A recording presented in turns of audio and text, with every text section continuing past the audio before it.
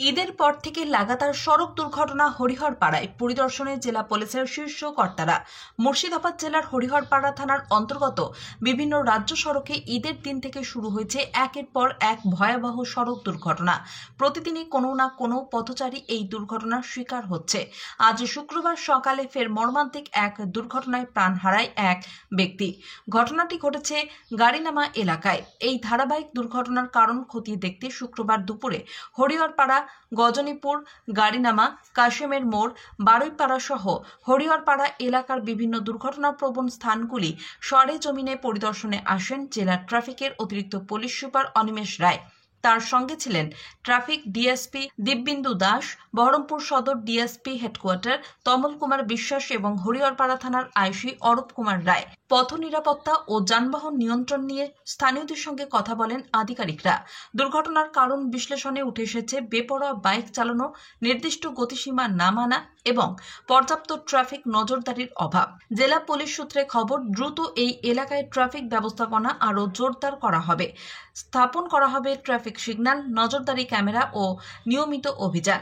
স্থানীয়দের অভিযোগ, নিয়মিত হেলমেট ছাড়া বাইক চলাচল এখানে সাধারণ ব্যাপার হয়ে দাঁড়িয়েছে।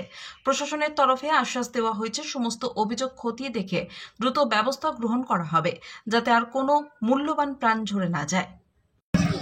বাড়ির পেছন থেকে গাড়ি একটু ওভারটেক করছিল, সামনে থেকে ছিল পিছনে ওর বাড়ি সেখানে গাড়িতে ওভারটেক করবে, কোনো গাড়ি আসে দাগ আছে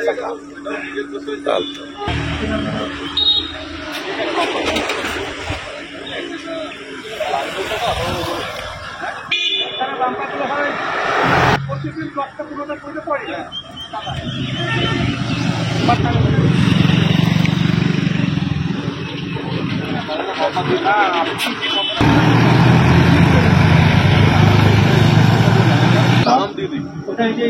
এই জায়গাটা কভার করবে, এই রাস্তাটা বলে আছে, এই ওই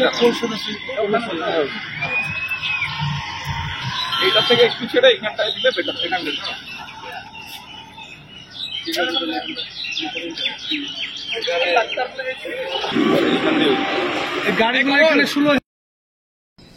নমস্কার, আমি Hima Khatun, community health officer, Bochadanga SSK.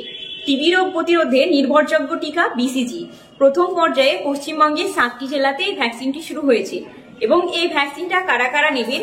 যাদের গত 5 বছরের মধ্যে টিবি রোগ হয়েছে বা 3 বছরের মধ্যে কোনো টিবি রোগীর সংস্পর্শে এসেছেন, বয়স্ক ব্যক্তি যাদের বয়স 60 বছর বা 60 বছরের ঊর্ধ্বে, যাদের বিএমআই 18-র কম এবং বর্তমানে ধূমপান করছেন বা অতীতে কখনো ধূমপান করেছেন, এবং যেই সমস্ত মানুষ ডায়াবেটিস বা মধুমেহ রোগে আক্রান্ত, তারা এই ভ্যাকসিনটা নিকটবর্তী উপস্বাস্থ্য কেন্দ্র থেকে বিনামূল্যে নিয়ে নেবেন।